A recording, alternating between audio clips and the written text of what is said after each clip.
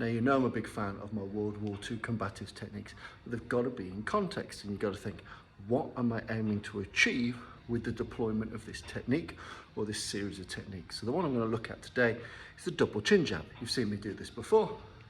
You open the book, you feed the enemy the book, you hit them right underneath the jaw, both hands, same time. Now, proper technique for this is making sure we've got good center of balance, that we can dip and then explode up, making sure that you've got good passive defense on either side. And by that type of strike, grip or stab that may come in, I'm typically quite safe. My chin is down, bang, and I've exploded forward. That's the technique, there or thereabouts. However, we need to think of in what instances might we deploy it. Well, here's two basic ones. One is that I've found myself closer than I planned to be.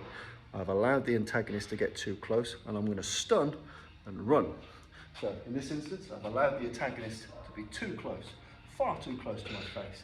So I'm going to deploy a short range double chin jab. And at the same time, I'm going to be off skiing. So I have to go a little bit in to get a lockdown. So hands up, close to the face, close to the enemy's face, boom, and get gone. So a bit closer than we imagine, bash, and we fuck off. Another example might be, we're actually quite far away and we want to cover that no man's land distance with something which keeps us safe from both directions and puts all of me into a bit of him. So again, if you think about it, if I'm at quite a long distance and I'm using a hand tool, if I lead with one hand tool, let's say yoke hand blow, tiger claw, punch, whatever, if I lead with one-handed tool, some of me has to remain behind, and there's an avenue for them to attack from either direction. If I cover ground with a long-range double chin jab, I'm safe from both sides because of the placement of my arms. I've dived, I've driven all of my weight into a central point. If you imagine it like a triangle, all of that is driven into you whilst I'm safe, and then I can continue the pressure, either maintaining the grip, firing the knees, or just using that to cover the distance, and then transition to other strikes.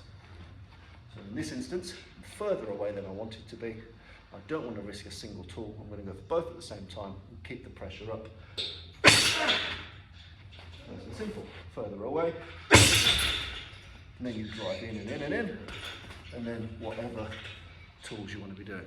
So again, in practice, short range double chin jab, bang, stun and run, or a long range chin jab, boom, cover some distance, grip onto something, be it face or clothing, driving the knees, driving the head, driving an elbow. Once I've taken, I've driven all the way into the target.